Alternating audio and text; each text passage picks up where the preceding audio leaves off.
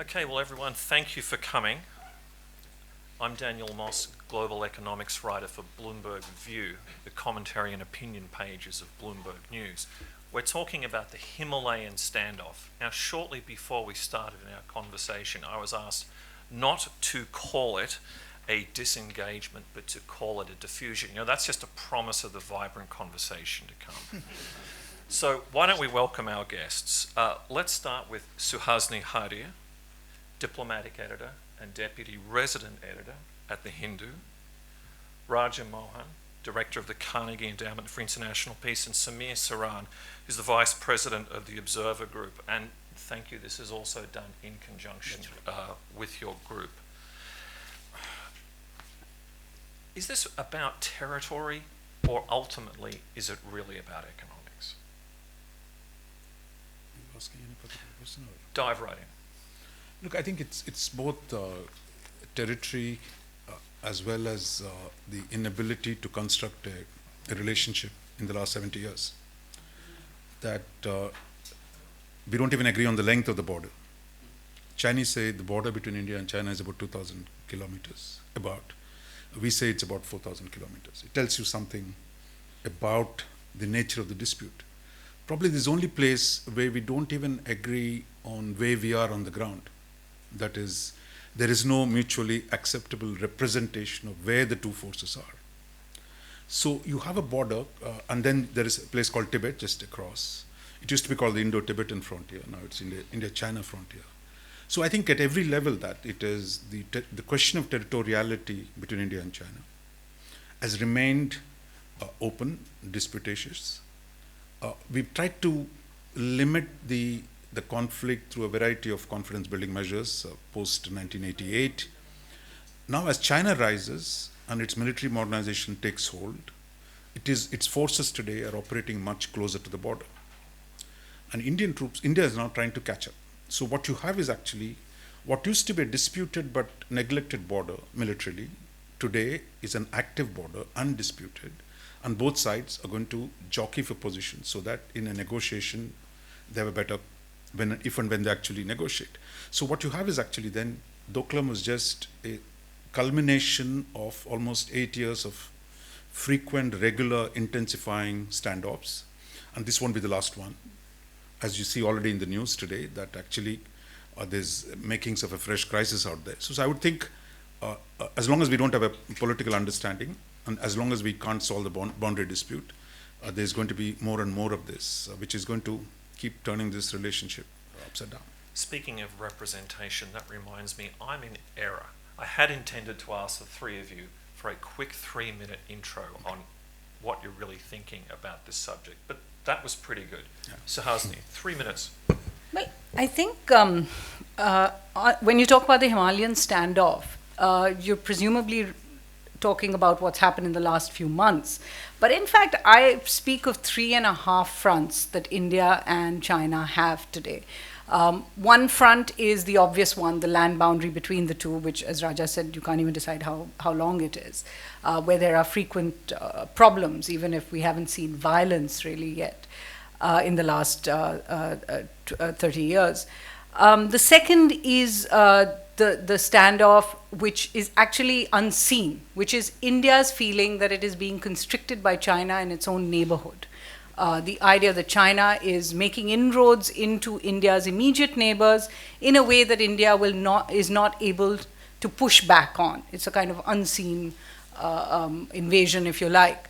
The third front, which has come up in the last 2 years, which is an outcome of the growing India-US relationship, is the standoff or the front in the oceans, in the South China Sea, where India, whether it admits it or not, has agreed to, in that joint vision statement, to jointly ensure freedom of navigation in these areas, which has been taken by the US to mean joint patrols between India and the US, but that's not something India accepts quite yet. Even so, it has become a front, because at the end of the day, if you see a growing closeness between India and the US, speaking about freedom of navigation, patrols, speaking about countering China's hegemony in that region, that is a front.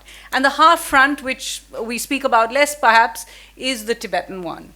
and the idea that the Dalai Lama continues to live in India, and there is a growing population here which increasingly is cut off from what's happening in Tibet. It's cut off physically because in the last few years, because of China-Nepal relations, the route for Tibetans to come to India is no longer available in quite the same way. So what we're seeing is a growing front inside India, which obviously irks China, and China makes a lot of statements about it. Whether they're fair or not is a different question. The fact is that India maintains its support to them. So I think what we're seeing is a culmination, and I agree with Raja that it's a culmination of 8 years of deteriorating relationship, with 3 years in particular, the last 3 years of an actual slide.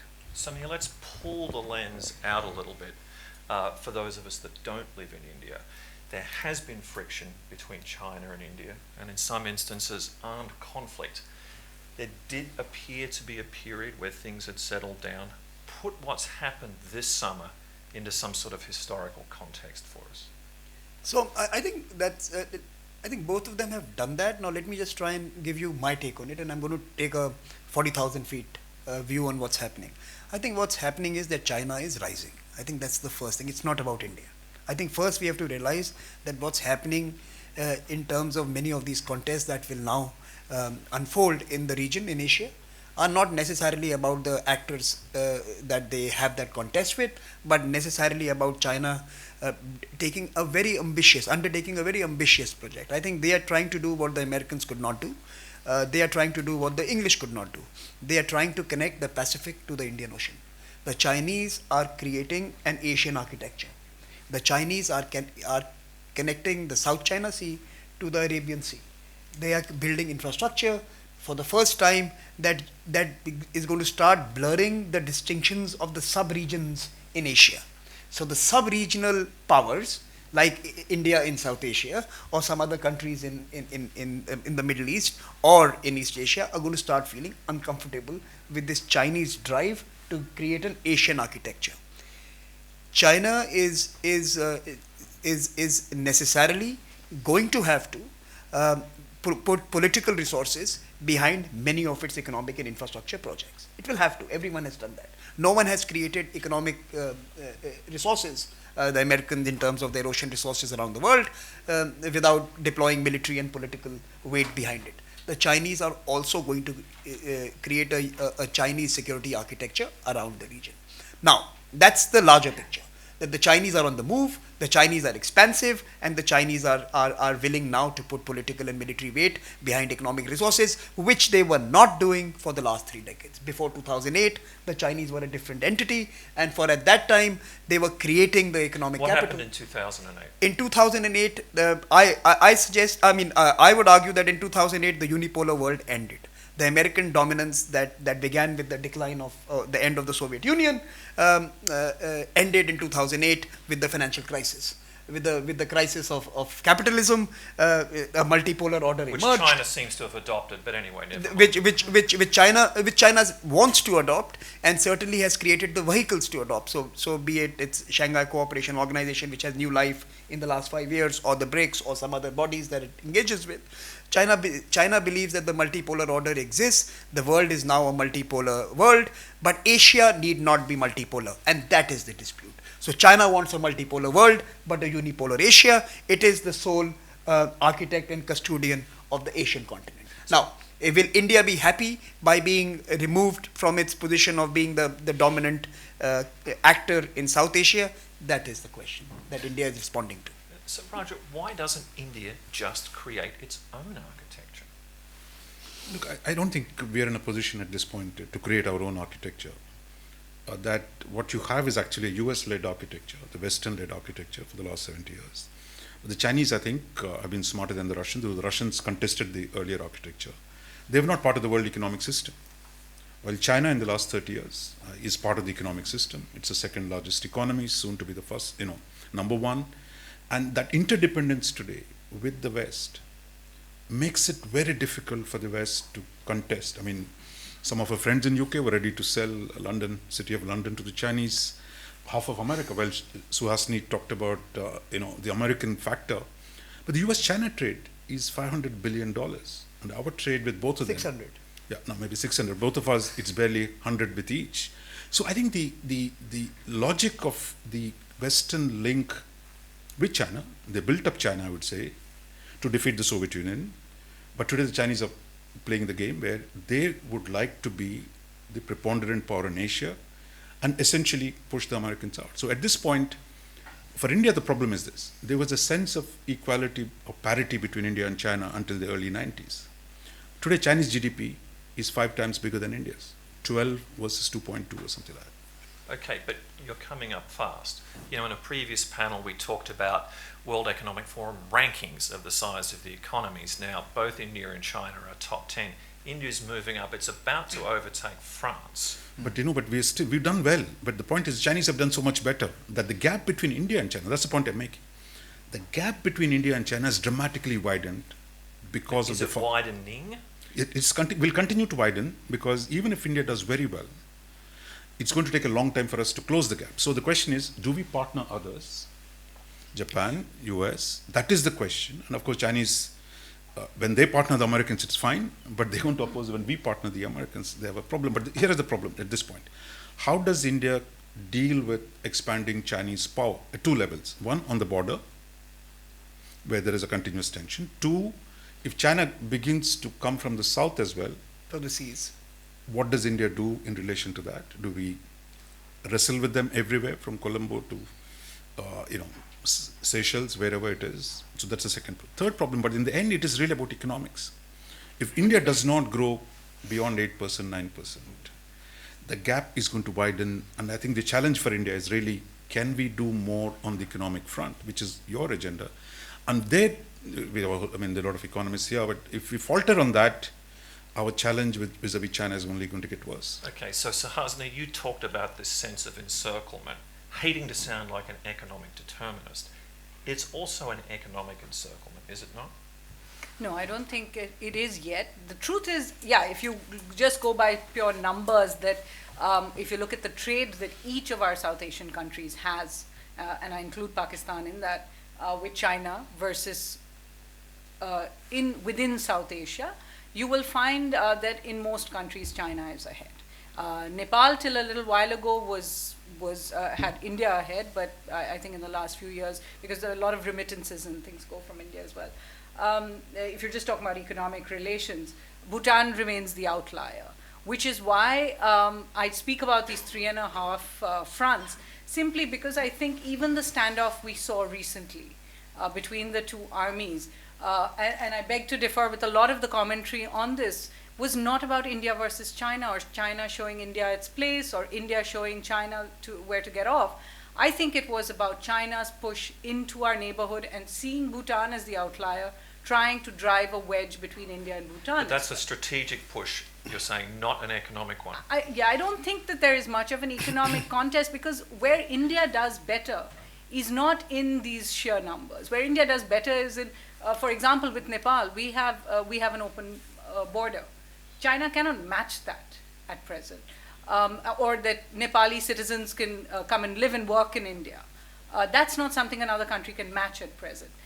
The same goes with Bangladesh, the history that we have with Bangladesh, or with Sri Lanka, or the Maldives. So my case has always been, and you were at that session yesterday, that it's not about a contest between the two when it comes to trade, because we do lag behind over there. And one of the points Mr. Tharoor was making yesterday is that the intra-regional trade is very small. It's less than 5% at most times. Samir, doesn't the Belt and Road Initiative play a role in all this? Of course it does, and I agree with Suhasini. The Himalayan component of the Belt and Road Initiative is a political component.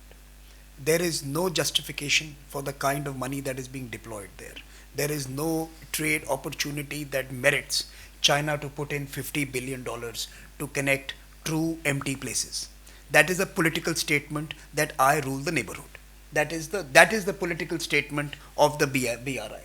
The other elements of BRI, including one which I think the BCIM, the Bangladesh, China, India, Myanmar corridor, the ports in the Indian Ocean region, the connectivity in Eurasia and Middle East, are all components which have some economic merit and some economic argument. And I'm quite sure that irrespective of India not endorsing it on a sovereign basis, Indian goods and Indian businesses will take opportunity of what China creates. You know, China built itself on American infrastructure. India will have to build itself on Chinese infrastructure and surpluses. So I think let me make just two quick points. I think the challenge for India is this: the Himalayan standoff is a political statement by China that there is an Asian order and Asia is unipolar. I am setting the terms of engagement in this particular geography.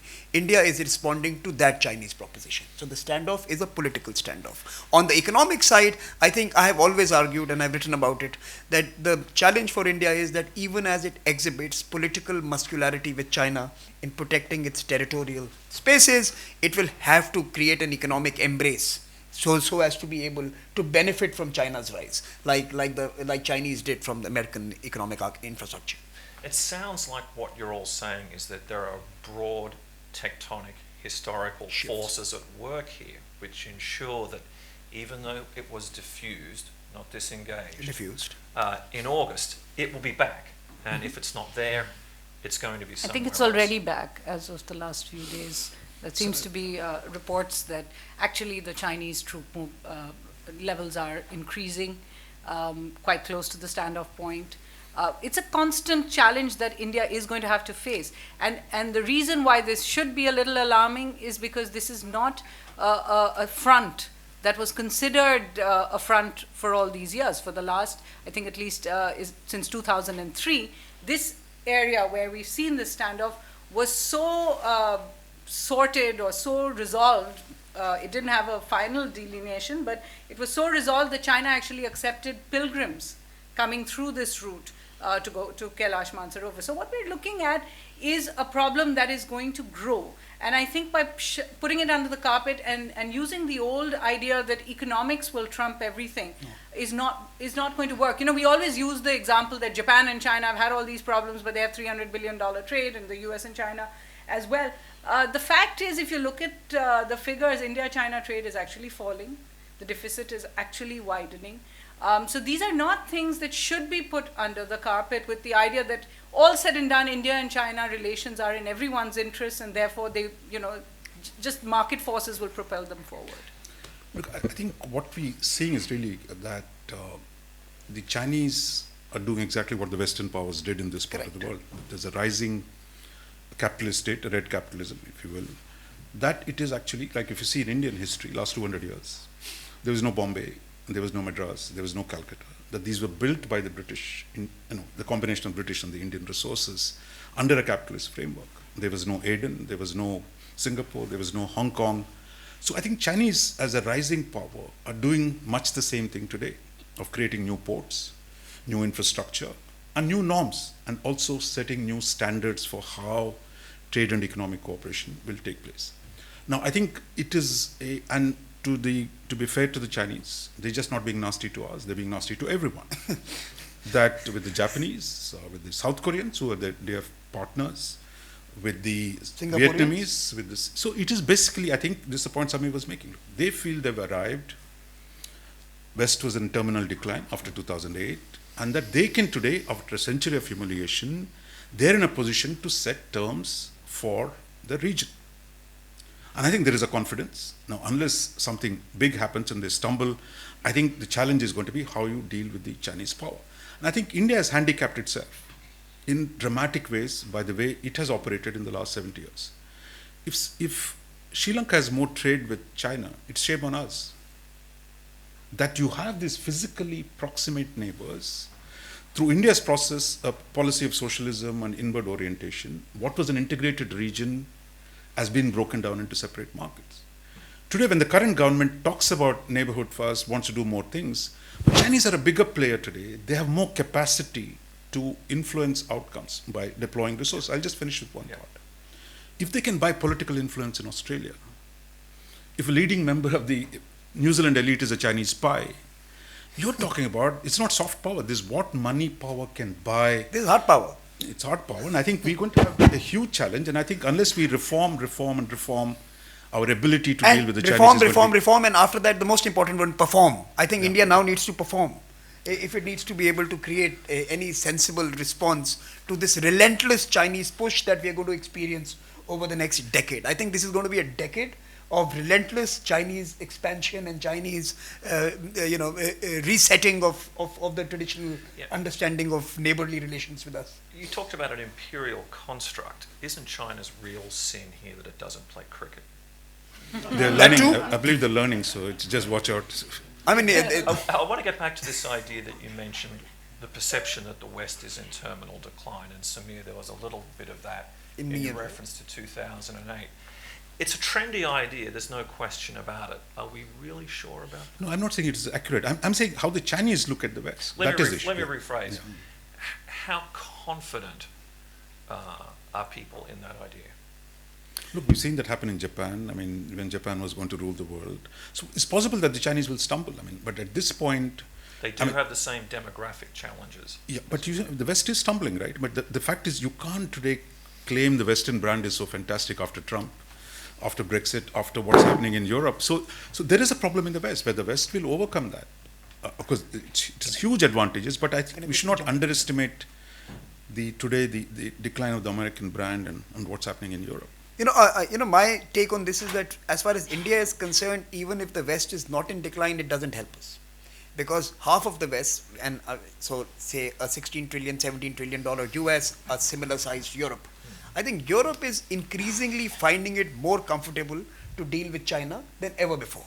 So it doesn't matter whether the West is in decline or not. The West, half of it at least, has decided that they have made some sort of accommodation of the rise of China, and they see merit in engaging with the dragon. Last year, the EU, when it came out with its policy, with its global vision, it had China as a specific actor with whom they were going to be creating specific relationships, including participating on Chinese connectivity projects. So if UK is going to say that I'm going to be investing in CPEC, or if Europe is going to say that I'm going to be supporting the Belt and Road Initiative, whether it rises or declines, it does nothing for an actor in Asia who is trying to protect its own sphere of influence, if that's the right word to use. Sorry. Could I just jump in here? I think it is impossible to also ignore India's stand on OBOR as a part of the signals of what is going to happen in the future. Let's remember that the Belt and Road is now China's prestige project. It is President Xi Jinping's prestige project, and if they have 60 countries that they were able to bring on board with their forum this year, and have supposedly committed to $900 billion in projects, many of them in loans, of course. You are looking at a project that is going to change China and the way countries deal with China. Now, some of them will be scared, some of them will be suspicious, some of them, after having bought into the project, will feel overrun and try to back out and may or may not succeed in that. But I think we have to understand that India is the only country that actually said no. And let's remember that in 2013, when President Xi Jinping first went to Kazakhstan to announce the One Belt, One Road, the idea was very different. India was a major part of their OBOR project. If you look at the Xinhua maps, because there are no official maps of OBOR of 2014, you will see that the line runs right through India. It wasn't some just port project that skirted India. The OBOR line went right through India, across India and into Pakistan. Now, of course, that line has faded because India has decided this project's not for us. So I think we do have to factor that in, because if more and more Chinese investment is going to, by force, be in this general project, then how is China going to react, or how is the China-India equation going to be affected? B, how is India's relationship with other countries that are a part of OBOR and are now depending much more on Belt and Road? We heard from the Bangladeshi yesterday. We're going to get to that in just a second. Let's talk briefly about the role domestic politics in the respective countries are playing in this. And whichever of you wants to take a crack at this, is it possible what we're seeing is some sort of stunt in advance of the party congress in China? No, I don't think he needs to do any stunt for the party congress, and I think he's quite consolidated himself. So I think linking to that event makes no sense. But I think in India, I think the previous government was willing to accept some sense. I mean, the UPA government was more open to the Chinese And just influence for the being non-Indians among us, when you say UPA, you okay. mean The a Manmohan Congress-led Singh government. government, The Congress-led government. or the Sonia Manmohan Singh government, that this government has been far more harder when it came to regional geopolitics, and they're saying, while the previous government might have signaled it's all right with us, the one belt, one road, maybe it's good for Pakistan, it's good for us, but this government is saying no, we're going to contest it. Right, so That is a Samir, change. does this reflect Hindu nationalism? I don't think it represents Hindu nationalism. I'll just say it represents the whole idea of domestic politics driving international relations globally. I don't think anyone in the world, anywhere in the world, we can now be sure that foreign policy is not going to be implicated by domestic conversations. So be it Europe, be it the US, be it Asia. I mean, look at the last 5 years. In Asia, every major country has seen the rise of a leader who has been highly charismatic, popular, liked by its people, has been able to infuse new passion and fervor in large constituencies. So Indonesia, India, Japan, China, for its own purpose, not a democracy, but still Xi Jinping is that charismatic, strong prince Putin. they were waiting for, who had to be made the emperor for maybe the third term once the Congress Would party. you put Erdogan in that basket? Erdogan too. So I mean, I can go further west, but I'm saying certainly in Asia, and you can we all take know what you mean. you know what I mean, right? So you can sweep right across the Atlantic, and you will find the same rise of the importance of domestic politics. So domestic politics is certainly going to factor into foreign policy. I don't think anyone today has the space. Anyone, when I mean any leader in the world, has the space for high politics and high economics that they had a couple of decades ago. They are always going to have to factor in local conversations in those areas of major economic policy decisions and foreign policy decisions. Okay. So Suhasini, I want to ask you about broad shifts, independent of what happened in Doklam, in Indian foreign policy. India is getting closer to Japan. Its relationship with the United States in the past 15 years has blossomed. I think the Indian-Israeli relationship is fascinating. India is doing stuff in the South China Sea with Vietnam. What is happening here? Is this just tweaking China? Is it just pushing back, or is there something else at work? No, I think there are some broad shifts that are just about how this government perceives India's place in the world. On many occasions, they have simply gone with continuity. And I would say that at the beginning of this government, with China, they looked for continuity. That clearly was not possible for a host of reasons. One of them may be, as Samir says, China is just now rising. It's no longer seeing itself as one petal of a lotus, as one of our foreign secretaries put it. It's seeing this hierarchy and this stairway. So one of the shifts, if you like, if we want to put that out, has been a shift away from this much reviled notion of non-alignment. There's a difference between the non-aligned movement that is seen as defunct and actual strategic non-alignment. But right now, the prevailing establishment believes that non-alignment has been useless for India. Therefore, what we have seen in terms of coming close to America is unprecedented. Let's remember, India and America came close over the civil nuclear deal. However, it is the 2015 Obama-Modi agreement that really changed, if you like, saw the sails of the boat really shifting. I don't think we recognized that right at that time, but it seems to be fairly clear now. The second part of that is the tie-up with Japan, with Australia, the notion that we will now be the ballast. That's one part of it. So the shift away from non-alignment is one part. The second part has been not suffering, if you like, if the word is not suffering what they see as humiliation at the hands of anyone. That has, it sounds very positive, but it also means that you are willing to forego conversations. You are, for example, willing to say, I will not have any talks process, any dialogue process with Pakistan, rather than suffering any kind of hurt from it. It might be a risk-averse decision, it may be one against it. So that's the second part of it. And I think the third shift that I have seen is the one towards, which fits in with what Samir said, which is the one which really puts India first in a way where even when we go abroad, we're essentially playing to ourselves. We're talking about our strength. We're playing to the diaspora in a lot of countries. It is a new sort of engagement with the world. Okay, Raja, jump in. Yeah, I would say that we are trying to emulate China, but not doing strongly enough. So, but the general shift in direction took place in '91 when Indian economy, the nature of Indian economy changed. So it is about economics. Yeah, of course. At the bottom, it is about economics. Without that foundation, the rest is all. I was worried for a few minutes there. Yeah, no. So you saw what the Chinese did in '78, '79, or a little bit politically in '71. China and the US fought a war in the Korea. Thousands of people died, more Chinese died. 18 years later, China and the US were together trying to fix the Russian problem, right? 53 to 71. But India, we were supposed to be getting very close to the Americans. And today I saw Global Times has an editorial that says, all cry, no wool. That all this talk about the US, I mean, the article explains why India is not going to get too close to the Americans, that it talks a lot, but it can't get anything done.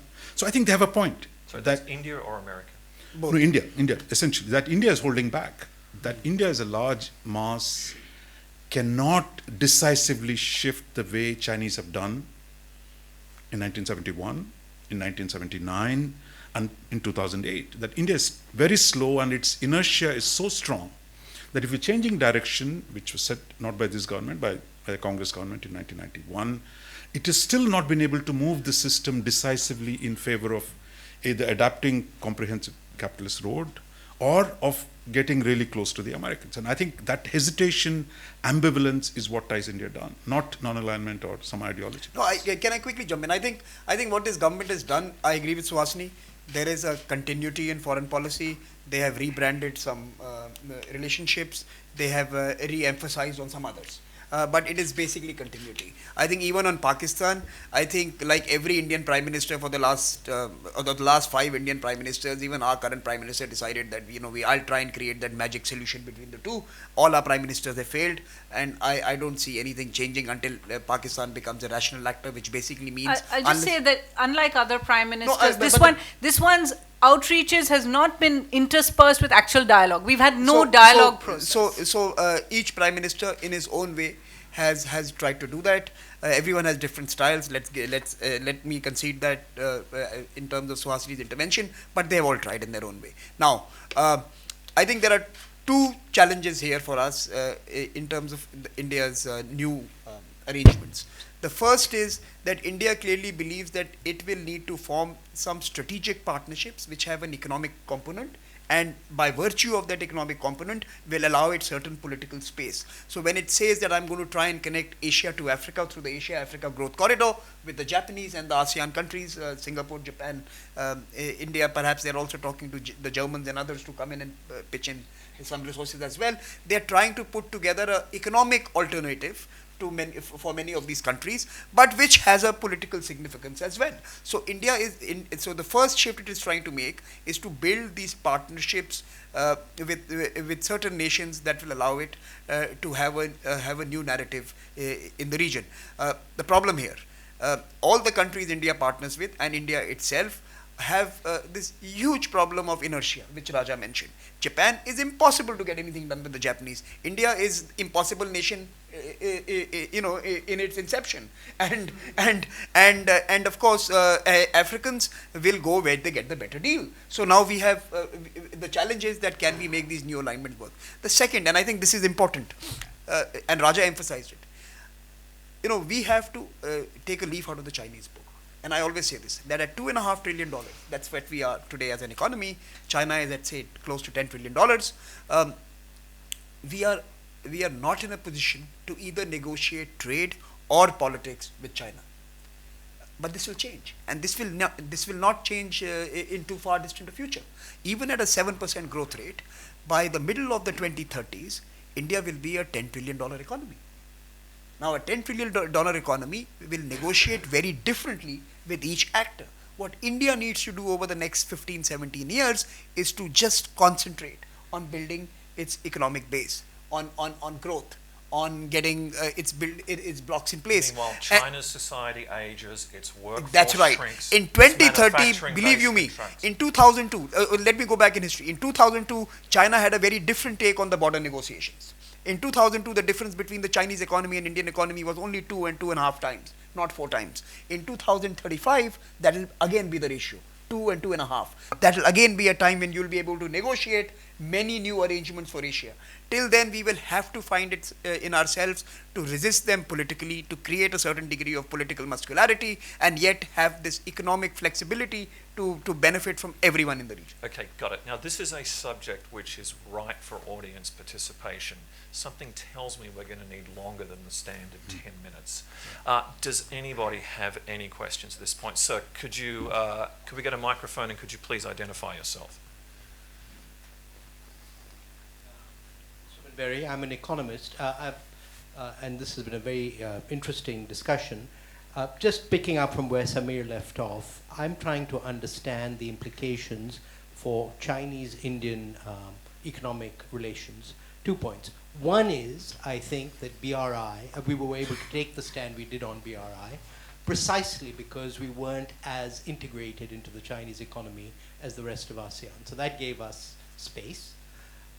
Equally, what we know from Asia's economic development is that Asia has grown because of integration.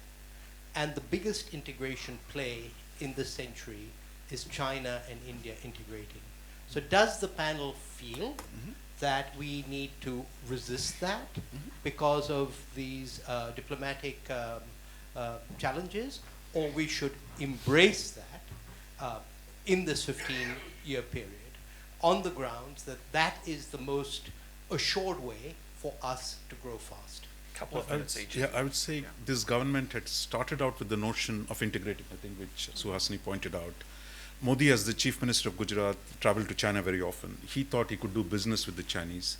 So the whole emphasis was, look, I mean, he fought against the entire security establishment to liberalize visas for the Chinese, business visas. But I think the larger dynamic, I think, has come crashed into that, the political, geopolitical problems with China. So I think even today, this government is more open to doing things. But the question is on what terms? It is not that the logic that you cannot ignore China as the second largest economy, that any future for India would involve a significant economic engagement with China. But the question is on what terms, and I think that's where the argument is, and I think that the argument is not done yet. So, if I was to respond to your question, sir, and of course you understand economics more than any one of us, and so certainly international economics, can India become a $10 trillion economy without having a $500 billion or $600 billion trading relationship with China? And the answer is no. So I do not see a situation where we could be this huge economy of $10 trillion size without having a $500 to $600 billion relationship with China in terms of our trading relationship in the middle 2030s. So I do not see that possibility. Now, second, India is completing 2 large projects today. The first, is undertaking 2 large projects today. The first is completing its 19th and 20th century nation building, which is roads, infrastructure, power plants, housing, social services, and of course then the knowledge economy and the digital economy and the 21st century economy. The 20th century projects are unlikely to be financed and funded by Europe and America. They have lost interest in that. Neither the Bretton Woods, nor their banks, nor their commercial enterprises are going to invest in this project.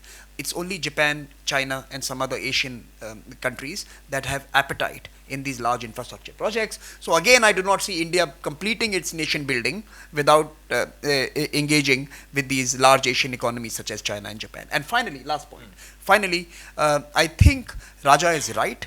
The economic integration will hit a political wall, but I do believe that we can keep pushing that wall back as we start growing in our size, because it gives us negotiating space, and that growth in size is in many ways related to our being able to capitalize and utilize opportunities that the growth of China allows us today. And our domestic private sector and our nationalist dispensation, will it be an obstacle?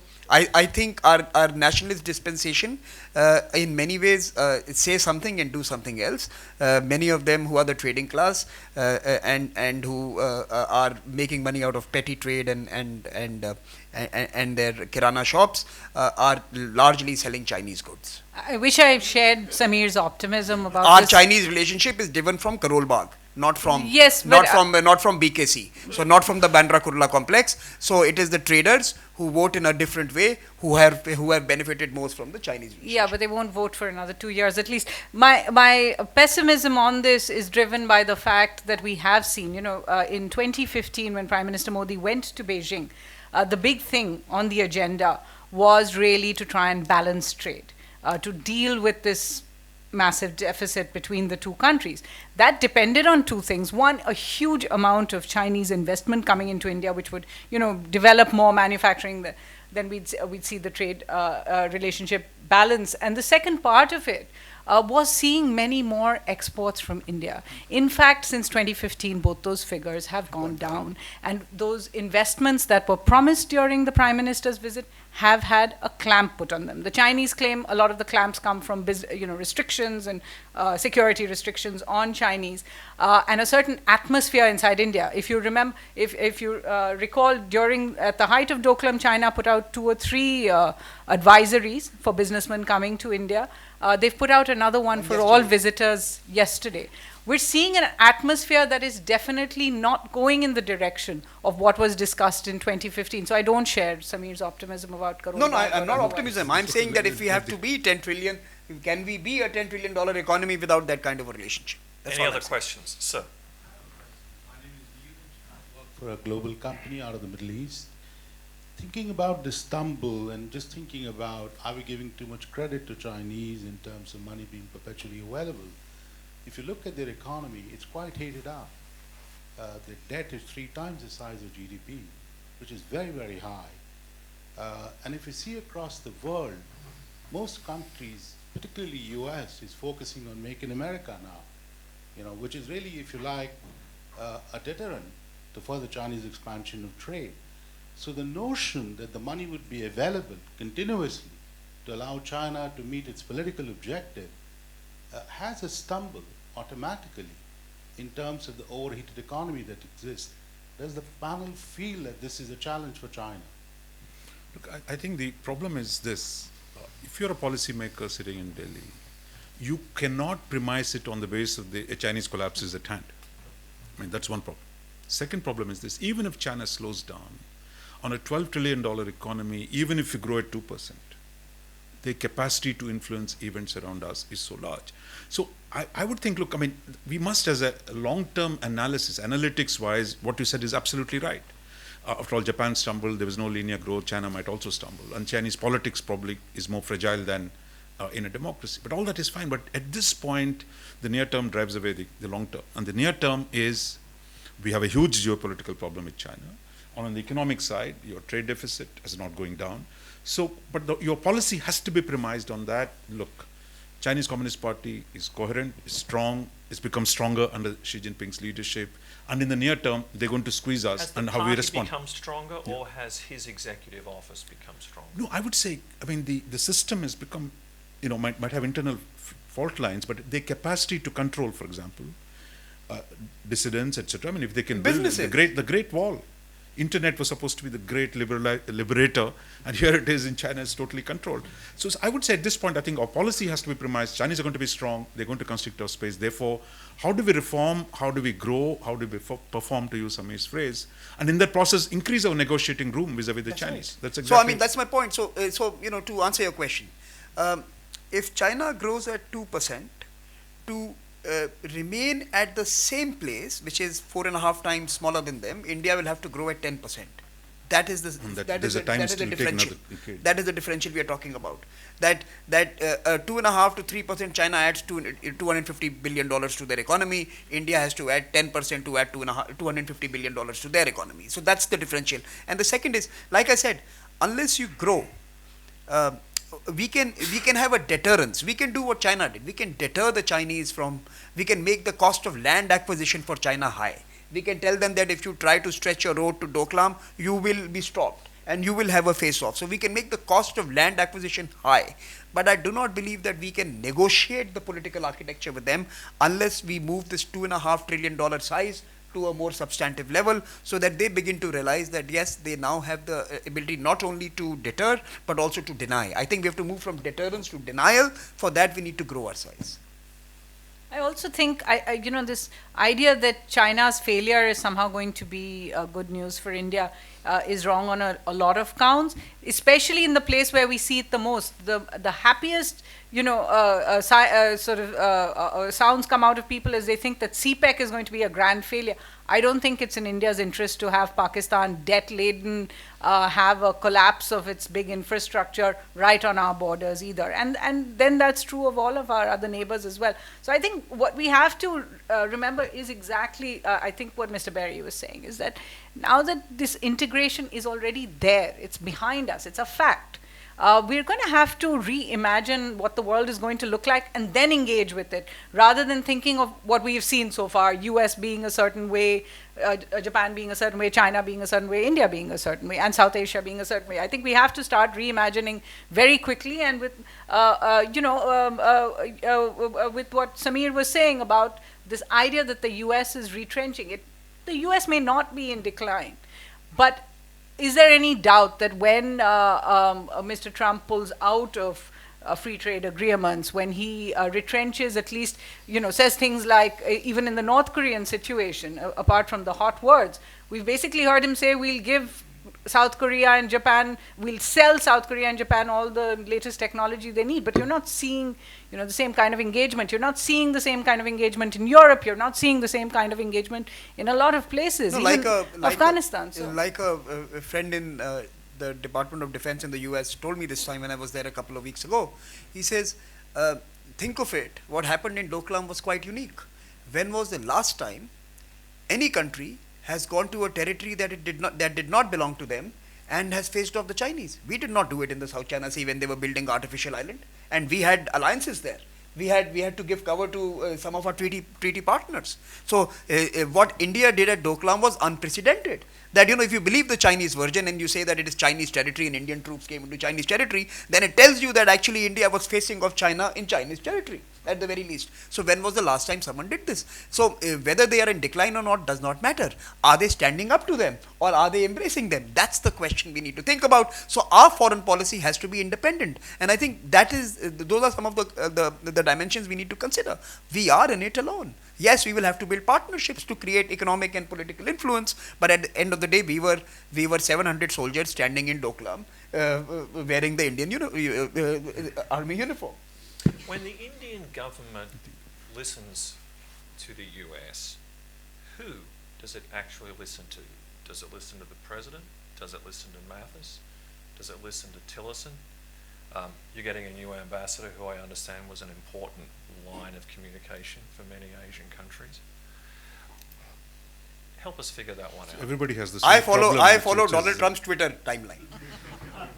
Everybody has the same problem. I think the US is going through a very strange moment. So I think Europeans have the same problem. The Indians have the same problem. The Chinese have the same problem. You go to the son-in-law perhaps. Maybe he can get you some stuff, which the Chinese have done.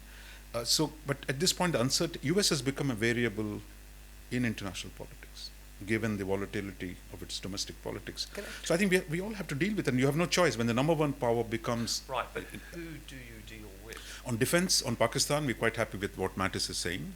We don't like what Trump says on trade, but we're trying to dampen that. I think to answer... We try to engage on the security and defense side, there's more common ground.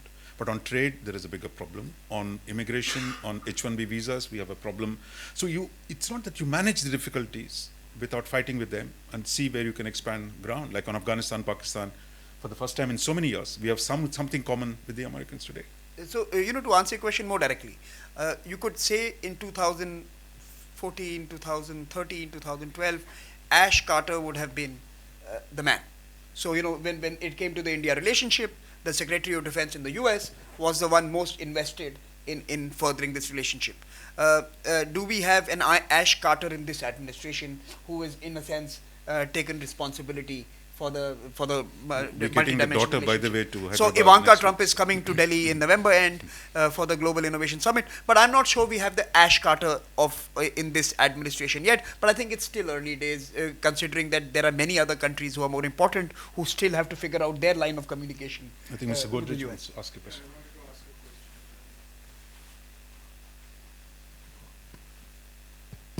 My name is Adi Godrej. We were discussing about relative economic strength in discussing political issues, particularly with China. Now, when we talk of relative economic strength,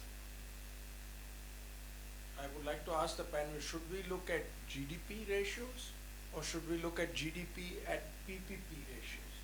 Because those will be very different relative to China, particularly in the future, they already are, than the GDP ratio. Great question. Who wants to take a crack? No, I completely agree with him.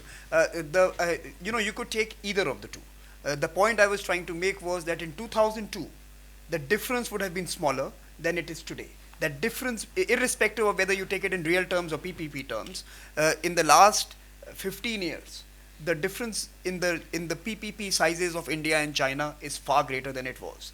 We have to reduce that gap. And you're right, as we move to 2030s, that size, so even though we might be a $10 trillion economy and the Chinese might be a $25 trillion economy by then, the reality would be that we would be 15 or 17 in comparison to them. So that's true. But that only reaffirms the point I'm trying to make, that if we can get down to growing our economy over the next decade or so, then come the 2030s, the political architecture will be shaped by two $10 trillion plus economies. So, I mean, first of all, please understand, there is no region in the world which has two neighbors who have this size of economy ever before. So we are again dealing with a new situation here. Two gorillas are going to have to negotiate the political architecture in the 2030s. Today we'll have to deny and deter. I think that's the best we can do. There is another divide which people talk about. I mean, one is PPP versus, but in any case, net these Chinese are rising in a quite a fast manner. Other is the per capita versus the aggregate GDP. On that, I think the Western arguments that look, America is so much ahead on per capita income that it doesn't really matter. Chinese can never challenge. And I think that's part of the general underestimation all of us have done of the Chinese capability. That as long as China hangs together, its ability to shape the international system, let alone the regional system, is going to grow, and I think that's what matters in the near term. And the question is, if the Chinese as a coherent entity, at $12 trillion, their impact on the world today is quite dramatic, and I think they're showing on productivity, on the green technologies, on new technology. Yeah. So the Chinese, I think, as a collective, they can produce an impact on the world, which is going to be quite dramatic, and I think we have to be prepared for that. One more question, then I want to allow some time for us to see if we've achieved consensus on something. Go ahead. Sir, can we not open the Excuse, Tibet card? could you identify yourself, Sir, please? I'm Mr. S.K. Jain from South Asia Gas.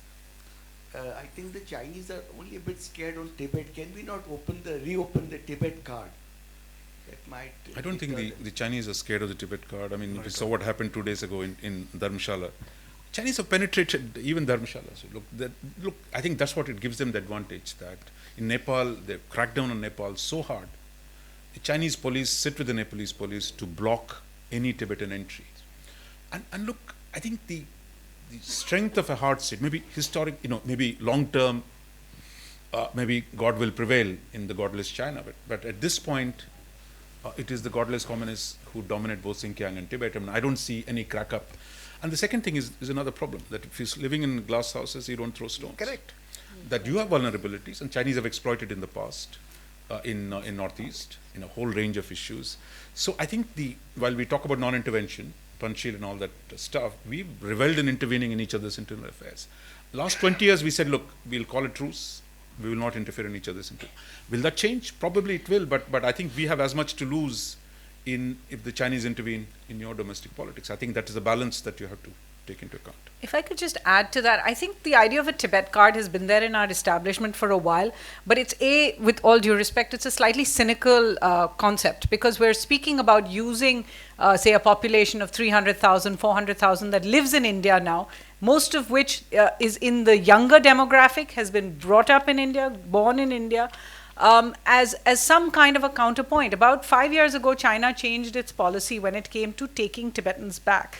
Now, if you ask Chinese officials, about taking Tibetan refugees, they will tell you very candidly, you have been so hospitable to them, it's better you keep them. I think there is a danger here for India, because we continue to think of the Tibet card as something that is always going to be around. His Holiness hopefully will live many years, but I think China is looking at the idea that he is a mortal at the end of the day, and then says, then what? Well, then what is your Tibet card? Then your Tibet card consists on these populations that are in India whom we refuse to give citizenship to. So they are growing up in ghettos, cut off from the rest of India, but equally cut off from Tibet. As I said, it's more and more difficult for them to access Tibet. What is happening inside Tibet is something we really are not seeing quite as closely as we should. The fact that today China can be confident enough to build a roadway and a railway from Lhasa to Kathmandu, or to think about it, shows a level of confidence in the growth in Tibet that we have not really acknowledged here in India. We continue to think of Tibet as a problem for China, but there is obviously a growing level of confidence in China that they can handle the problems. What transpired in Dharamshala recently, and what's happening in Lhasa in terms of growth of infrastructure and connectivity projects. I would be careful that we don't give someone else the Tibet card on us.